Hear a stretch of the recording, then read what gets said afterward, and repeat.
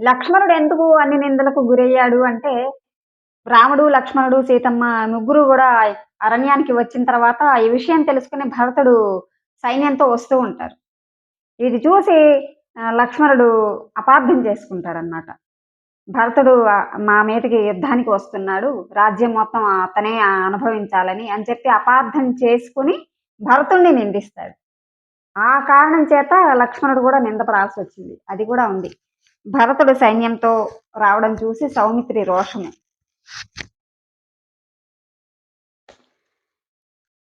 అంటే మనం అనుకోవచ్చు. ఏంటి వీళ్ళందరూ దేవతలు గదా! వీళ్ళకి గూడా కక్షలు, కార్పణ్యాలు ఉంటాయంటే ఎందుకుంటాయి? వాళ్ళు దేవుళ్ళు.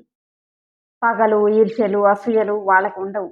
వాళ్ళెందుకు చేశారు అలాగా అంటే, ఇలా చేస్తే ఎవరికైనా శిక్ష తప్పదు. పరాయి వాడి భార్యని ఎవరైనా ఎత్తుకు వెళ్ళటమో, లేదంటే వాళ్ళ మీద మోహంతో ఉండడమో జరిగితే వాళ్ళకి చావు తప్పదు అని చెప్పటం కోసమే ఇలా.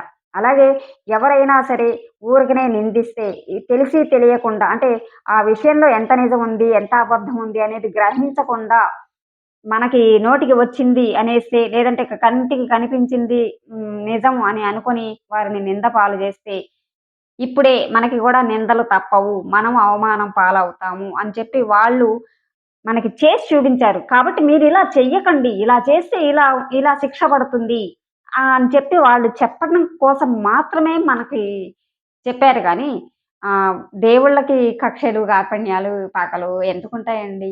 కరుణ, దయ మాత్రమే ఉంటుంది. కాబట్టి ఇవన్నీ తెలుసుకొని మనం మసలుకోవాలి. అలాగే శ్రీరామచంద్రమూర్తికి కూడా నిందలు తప్పలేదు. కాకపోతే ఆయన వేరే అవతారంలో ఆ నిందలు అనుభవించాల్సొచ్చింది. ఆ కష్టం పడాల్సొచ్చింది. అది మరొక వీడియోలో తెలుసుకుందాం. వీడియో గాని నచ్చినట్లయితే లైక్, షేర్, సబ్స్క్రైబ్ చేసుకోండి.